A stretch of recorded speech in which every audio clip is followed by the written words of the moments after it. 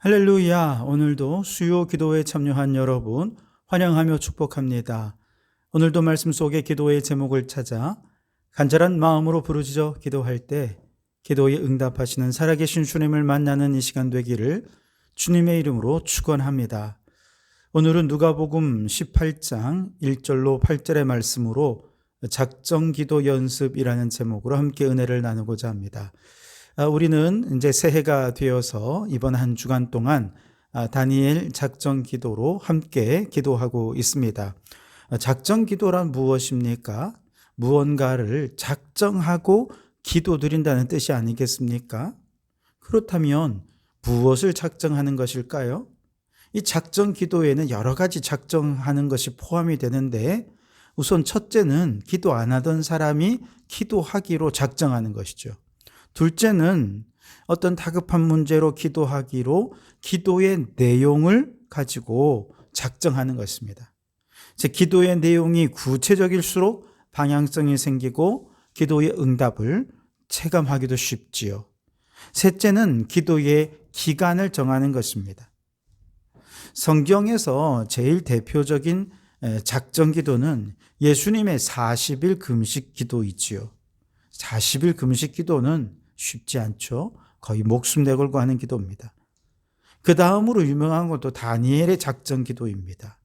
다니엘은 21일 동안 기도했고, 그래서 우리는 11월만 되면 전 세계 수많은 교회에서 21일 동안 다니엘 기도를 하지 않습니까? 바로 여기에서 따온 것입니다. 그리고 또 여리고성 기도가 있습니다. 여리고성의 작정 기간은 7일이었습니다. 7일 동안 침묵하면서 기도하고 마지막에 외칠 때 여리고성이 무너졌죠. 그래서 내 인생에 난곡불락의 여리고성 같은 문제가 놓여져 있을 때 7일을 작정하고 기도하여 여리고성이 무너지듯이 인생의 문제가 무너지는 기도의 응답을 경험하는 이것이 여리고 기도다, 이렇게 얘기할 수 있겠습니다. 자, 이렇게 성경이 얘기하는 기도의 모범들이 여러 가지가 있는데 그렇다고 기간에 얽매일 필요는 없습니다. 예를 들어 우리 장로님 같은 경우는 이제 2년 후에 은퇴를 하거든요. 그렇다면 지금부터 작정 기도를 2년 동안 할 수 있습니다. 그래서 올해와 내년까지 작정하며 기도하면서 은퇴 이후에 하나님께서 어떻게 인도해 주실지 하나님께 기도하며 인도하심을 구할 수 있겠죠.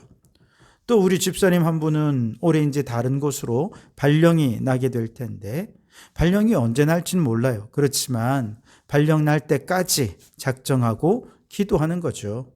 그래서 기도의 기간을 정하는 것은 내가 감당할 수 있는 범위 안에서 내 상황과 형편에 맞게 작정하면 돼요.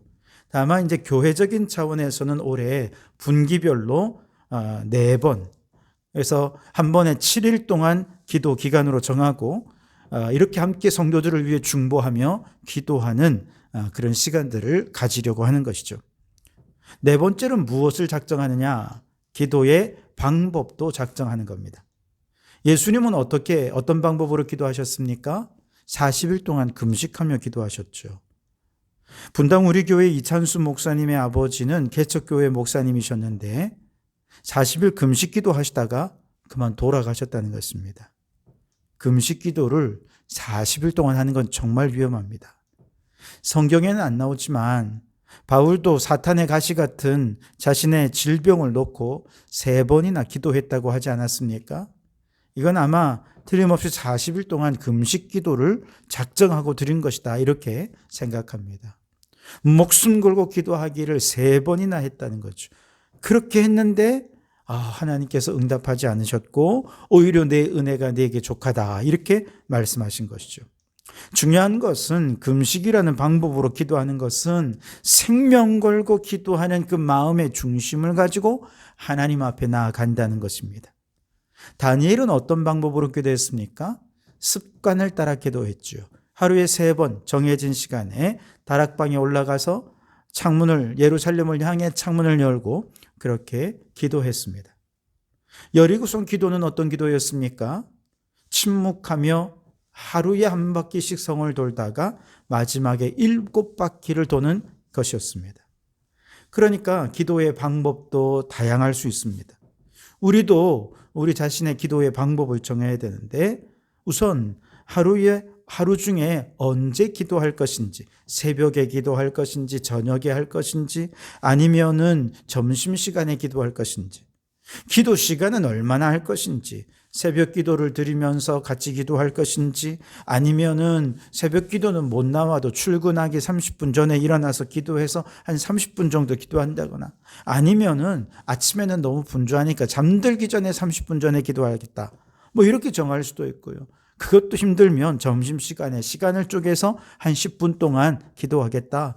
이렇게 기도 시간을 정하는 거. 두 번째는 기도 장소도 정해야 합니다. 교회에서 기도할 것인지, 집에서 기도할 것인지, 집에서 기도한다면 집안 어디서 기도할 것인지, 직장에서 기도한다면 어디서 기도할 것인지를 정해야 되죠. 그리고 말씀 없이 그냥 기도문을 읽기만 할 것인지, 말씀을 읽고 기도할 것인지, 말씀을 읽고 더 깊이 묵상한 이후에 기도할 것인지, 그것도 기도의 방법으로 정해야 됩니다. 가급적 기도는 하나님의 말씀과 함께 기도해야 됩니다. 왜냐하면 기도는 우리가 하나님께 말을 거는 것이라고 한다면 하나님이 우리에게 말을 거시고 응답하시는 방법은 말씀으로 주어지기 때문에 그렇습니다. 그래서 하루에 한 구절이라도 말씀을 읽고 그 말씀 안에서 기도해 본다면 말씀이 기도의 생명력을 더해 준다는 것을 체험하게 될 것입니다. 다섯째 작정해야 될 게 뭐냐? 기도 응답만이 아니라 내 마음의 변화에 집중하기로 작정하는 것입니다. 작정 기도는 단순히 내 소원이 이루어지는 시간이 아닙니다. 내 마음이 하나님을 향하고 하나님을 중심으로 질서 잡혀지면서 하나님의 뜻에 귀 기울이는 시간이 작정 기도 시간이죠. 내 마음이 하나님의 뜻을 발견하고 그 뜻에 합당하게 내가 변화되어 가는지, 여전히 내 개인의 소원 성취에 마음이 머물러 있는지, 이런 것들을 늘 들여다보아야 합니다. 그래서 기도의 응답이 없을 때에도 내가 변화되고 있다면 이것이 가장 중요한 기도 응답이 될 것입니다. 마지막 7번째로 우리가 기도해야 될 것은요, 우리가 기도하다가 작정해놓고 중간에 흔들릴 수 있음을 인정해야 됩니다. 그리고 이렇게 흔들릴 때 기도를 다시 붙들기로 작정해야 됩니다. 바쁘다 보면 기도를 빼먹을 수 있죠. 그럴 때 자책하기보다 다시 시작하면 됩니다. 작정 기도는 완벽하게 수행하는 것보다 진심을 주님 앞에 드리는 것이 더 중요하기 때문이죠. 자, 그래서 바로 여기에 중요한 것이 왜 흔들리느냐? 바빠서, 피곤해서, 물론 그래서 기도가 흔들릴 수 있습니다만 기도를 잘 하는데도 낙심이 되면 흔들릴 수 있습니다. 그래서 오늘 누가복음 18장 말씀의 1절에 예수께서 그들에게 항상 기도하고 낙심하지 말아야 할 것을 비유로 말씀하셨다 그랬습니다. 그리고 가장 마지막 8절에 그러나 인자가 올 때에 세상에서 믿음을 보겠느냐라고 말씀하십니다.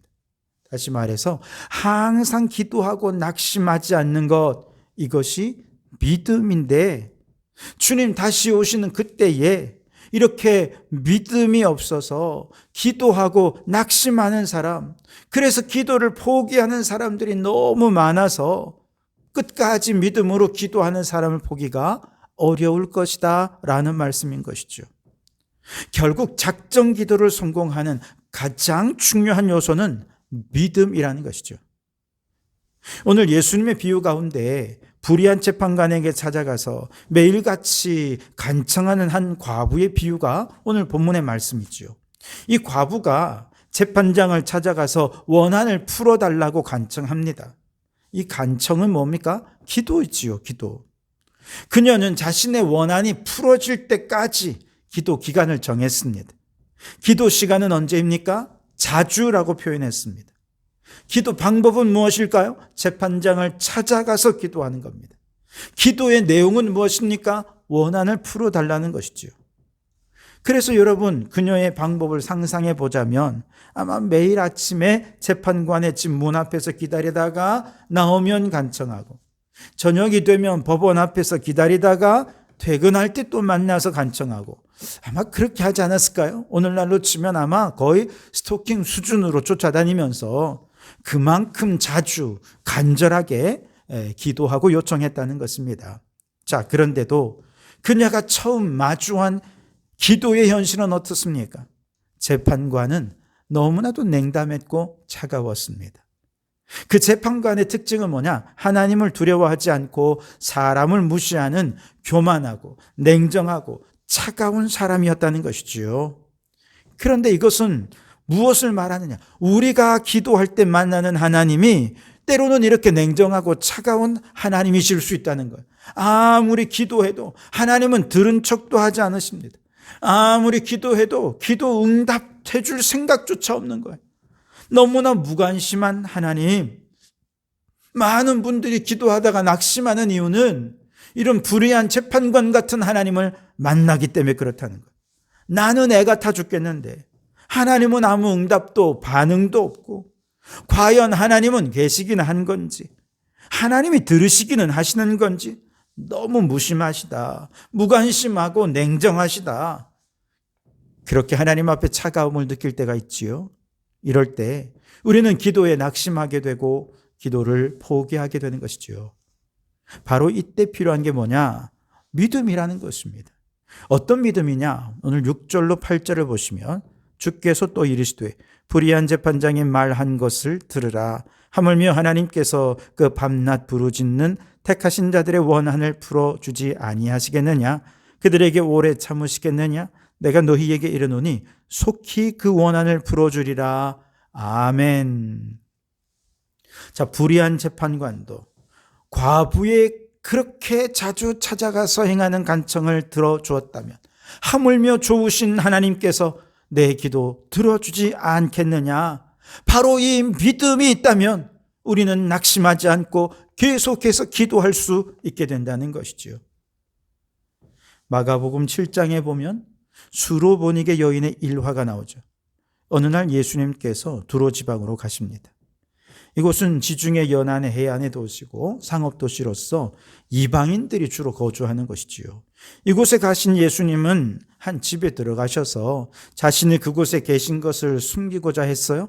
그런데 예수님께서 오셨다 하는 말을 들은 한 이방 여인이 예수님을 찾아옵니다. 그녀는 헬라인이고 수로보니게 족속이었습니다. 더러운 귀신 들린 어린 딸을 두고 있는 여인이었죠. 그녀는 예수님의 발 앞에 엎드려 딸에게서 귀신을 쫓아내달라고 간구하기 시작했습니다. 하지만 예수님께 간청하던 그녀가 마주한 예수님은 우리가 평소에 잘 알고 있던 그렇게 사랑 많으신 예수님, 인자하신 예수님의 모습이 아니었습니다. 너무도 이상하게 그날따라 예수님은 너무나도 차갑고 냉정한 예수님이셨습니다. 예수님께서 그녀에게 뭐라고 말씀하셨어요? 자녀의 귀로 먼저 배불리 먹게 할지니 자녀의 떡을 취하여 개들에게 던짐이 마땅치 아니하니라 그랬습니다. 예수님은 지금 이 여인을 개 취급하고 있는 것입니다. 또 예수님은 헬라인인 자신과 불쌍한 딸의 절박한 사정에는 전혀 관심이 없고 오직 자녀들, 즉 유대인들의 배부름에만 관심이 있는 것처럼 말씀하시는 거예요. 얼마나 그녀에게 예수님은 차갑고 냉정한 분이셨을까? 얼마나 그녀는 또 자존심이 상했을까요? 웬만한 사람이었다면 아이고 내가 요청할 때가 당신밖에 없는 줄 알아? 하면서 화를 내고 욕하고 돌아섰을 것입니다. 그런데 그녀는 기도에 낙심하지 않았습니다. 아니 낙심할 수가 없었습니다. 왜냐하면 그녀에게는 예수님 이외에 다른 곳에는 방법이 없었기 때문에 그렇습니다. 예수님이 외면하시면 갈 데가 없었기 때문에 그랬어요. 이미 다른 의사들, 좋다는 약들, 할 수 있는 모든 조치는 다 해봤고 마지막으로 예수님께 찾아왔거든요. 그러니 그녀는 지금 이 기도에 낙심할 수가 없는 것이지요. 예수님이 유일한 희망이라는 믿음을 가지고 이 믿음으로 포기하지 않고 계속해서 기도한 것이죠. 여러분, 믿음이란 단지 기도에 낙심하지 않는 것이 아니라 예수님을 유일한 희망으로 붙잡는 것입니다. 이게 믿음입니다. 예수님, 나는 더 이상 다른 데 갈 데가 없습니다. 인간적인 모든 노력을 다했는데 실패했습니다. 예수님마저 나를 거절하시면 나는 희망이 없습니다. 그러면서 예수님을 붙잡는 것, 이것이 기도이고 이것이 믿음이고, 이 믿음이 기도를 포기할 수 없게 만드는 이유가 된다는 것이죠. 그녀는 예수님께 유일한 마지막 남은 희망을 걸었기에 돌아설 수 없었어요. 돌아설 수 없으니 이제는 방법을 찾기 시작합니다. 그리고 그녀는 다시 한번 주님께 지혜롭게 간청합니다. 주여, 올소이다마는 상 아래 개들도 아이들이 먹던 부스러기를 먹나이다. 정말 놀라운 답변입니다. 여러분, 기도에 낙심하지 않고 포기하지 않으면 반드시 주님께 간구하고 응답을 들을 방법을 찾게 됩니다. 이 답변 속에 담겨져 있는 그녀의 믿음은 몇 가지로 조금 더 세분해 볼 수 있는데요. 첫째로 그녀는요, 예수님의 주권을 인정하는 것으로부터 답변을 시작합니다. 주여, 올소이다. 이 고백은 예수님의 말씀을 전적으로 인정하는 태도가 아니겠습니까? 아니, 지금 자신을 개로 취급해도, 무시하고 모멸감을 주어도 그녀는 다 옳다는 것입니다. 왜 그렇습니까? 이 모든 기도의 주권은 주님께 달려 있으니까요. 내가 좌지우지할 수 있는 것이 아니라 그분께 주권이 달려 있다면 그분이 행하는 모든 일들은 다 옳은 것입니다. 여러분, 기도자는 자신의 논리나 조건을 내세우지 않습니다. 하나님의 말씀과 그 뜻을 어떤 뜻이든 받아들이고 어떤 말씀이든 받아들일 수 있는 그런 자세를 가져야 됩니다. 주님, 무슨 말씀하셔도 주님은 다 옳습니다 라고 주님께 모든 주권을 내어 맡길 수 있어야 돼요. 왜 그렇게 말씀하시는지 너무 냉정하고 차가운 주님을 볼 때 이해가 안 됐죠. 그러나 다 이해가 되지 않는다더라도 나보다 나를 더 잘 아시고 모든 것에 선한 열매를 맺기 원하시는 주님께서는 지금 내게 어떻게 대하든, 비록 나를 개 취급하고 있다고 하더라도 우리는 그 주님의 주권을 인정하며 내 주님 옳습니다 인정할 때 바로 그 믿음이 기도 응답을 이룰 수 있게 해주는 것이죠. 여러분, 기도자는 기도의 주권이 내게 있는 것이 아니라 예수님께 있다는 것을 믿으시기 바랍니다. 그리고 기도 중에 주님이 얼마나 나를 차갑게 대하고 때로는 개 취급한다 하더라도 다 이유가 있을 거야 생각하고 믿음으로 주여 올소이다 대답하며 모든 주권을 주님께 맡겨드리는 믿음의 사람들이 되실 수 있기를 바랍니다. 둘째로, 이 수로보니게 여인은 자신을 상 아래 개에 비유하며 자격 없는 존재임을 인정하는 겸손을 보입니다. 겸손이 믿음인 것이죠. 여러분, 우리가 어떻게 감히 살아계신 하나님 앞에 설 수 있겠습니까? 그분께 기도하는 것 가당키나 한 것입니까? 오히려 주님의 거룩하심 앞에 이 죄인은 당장 쫓겨나도 할 말이 없는 존재가 아닙니까? 그러니 주님 앞에 설 수 있음에, 주님 앞에 기도할 수 있음에 감사하며 철저하게 낮은 자세로 겸손한 태도로 기도하는 이것이 믿음이라는 것입니다. 이런 믿음이 없이는 결코 하나님을 기쁘시게 할 수 없고 기도의 응답도 받을 수 없음을 깨닫고 여러분, 겸손한 믿음으로 기도하는 성도들이 되시기 바랍니다. 세 번째, 그녀의 믿음은 아주 집요한 믿음이었죠. 예수님께 처음에는 침묵하셨습니다. 그리고 이스라엘 집에 잃어버린 양 외에는 보내심을 받지 않았다라고 말씀하지만 이 여인은 포기하지 않았습니다. 끝까지 간구합니다. 기도는 쉽게 포기하지 않는 끈질긴 믿음을 필요로 한다는 것이죠. 그래서 마태복음 7장에도 구하라, 찾으라, 두드리라. 그러면 주님께서 열어주시겠다고 그렇게 간절하고 끈질긴 기도를 원하지 않으셨습니까? 네 번째로, 그녀의 믿음은 은혜를 갈망하는 믿음이었습니다. 그녀가 바라는 은혜는 큰 것이 아니었습니다. 그냥 부스러기 은혜라도, 부스러기라도 주시면 원합니다. 너무나도 간절히 은혜를 구한 것이죠. 예수님이 주시는 부스러기 은혜라도 그 부스러기만이라도 딸의 생명을 살릴 수 있고 그 부스러기 은혜만 있어도 얼마든지 우리의 삶을 변화시키기에 충분하다. 그런 믿음이 있었기에 그녀는 주님 앞에 부스러기 은혜를 구한 것입니다. 그러니 여러분, 기도하는 사람은요, 하나님의 은혜를 사모하는 믿음으로 주님께 나아가야 됩니다. 작은 은혜라도 내 삶에 큰 능력이 된다는 믿음을 가지고 부스러기 은혜를 구하는 성도들이 되어야 할 줄 믿습니다.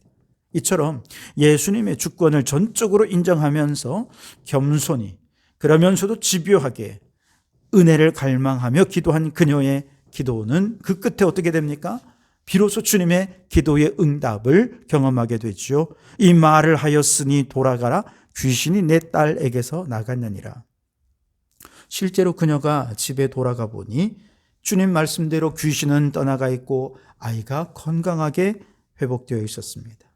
예수님께서는 그녀의 믿음을 보시고 그녀의 기도를 들어주신 것입니다. 여러분, 우리가 기도할 때 냉담하고 차가운 예수님, 기도에 응답해 주지 않고 심지어 개 취급하며 무시하는 예수님을 만날 때 기도에 낙심할 수 있습니다. 그러나 바로 그때 믿음을 내세워야 됩니다. 그때 필요한 게 믿음입니다. 믿음이 있으면 낙심한 마음을 얼마든지 일어나 다시 기도의 자리에 앉을 수 있습니다. 어떤 믿음? 하나님의 주권을 인정하는 믿음, 겸손한 믿음, 집요한 믿음, 부스러기 은혜라도 내 인생을 역전시키리라는 믿음.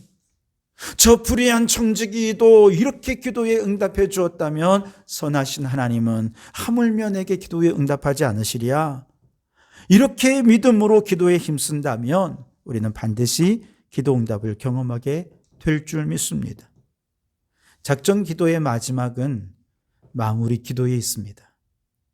모든 기도 응답의 결과는 다 주님께 맡기고 작정 기도가 끝나는 날 응답의 여부와 상관없이 꼭 마무리 기도로 작정 기도를 끝내시기 바랍니다. 하나님, 이 작정한 7일 동안 함께 해주심에 감사합니다. 낙심하지 않고 끝까지 기도하게 해주신 감사합니다. 내 마음이 이렇게 변화되게 하심도 감사합니다. 응답에 관계없이 이렇게 하나님께서 주시는 평안을 누리게 하심도 감사합니다. 그렇게 결과보다 하나님을 붙드는 훈련, 믿음의 훈련이 이 작정기도 연습의 목적인 것입니다. 작정기도는 내 소원을 하나님께 올려드리면서 사실은 나 자신을 하나님께 올려드리는 기도입니다. 그렇게 이번 다니엘 작정기도를 통해 내 영혼이 주님과 깊이 만나는 영적 사건을 경험해 보시고 더 나아가 기도 응답을 통해 우리의 상황이 역정되는 것을 경험하면서 하나님이 행하신 일들을 간증하는 간증의 주인공들이 되시기를 주님의 이름으로 축원합니다. 기도하겠습니다. 하나님, 이번 작정기도 기간 동안 기도하기로 작정한 결단을 굳게 붙들게 하옵소서. 바쁘고 피곤해도 낙심하지 않고 끝까지 기도의 자리를 지키게 하옵소서. 기도의 내용, 기도의 시간, 방법 정하고 꾸준히 기도하는 동안 하나님의 뜻을 분별하게 하여 주옵소서. 기도를 통해 내 마음이 주의 뜻에 합당하게 변화되는 것을 경험하게 하시고 소원 성취보다 하나님의 뜻에 순종하는 마음을 갖게 하여 주시옵소서. 때로 불의한 재판관이나 수로보니게 여인에게 냉담하게 대하신 예수님 같이 차갑고 냉담하신 예수님, 아무리 기도해도 우리의 기도를 무시하시는 예수님으로 인해 낙심하지 않게 하옵소서. 우리는 예수님만이 유일한 희망입니다. 주님 외면하시면 갈 데가 없으니 주여 응답하여 주시옵소서. 주님만 붙잡습니다. 부스러기 은혜가 임할 때까지 겸손하고 집요하게 간절히 기도하여 기도의 응답을 경험하게 도와주시옵소서. 올 한 해 작정 기도를 통해 우리의 믿음과 신앙이 부쩍 성장하는 한 해가 되게 해 주시옵소서. 예수님 이름으로 기도하옵나이다. 아멘.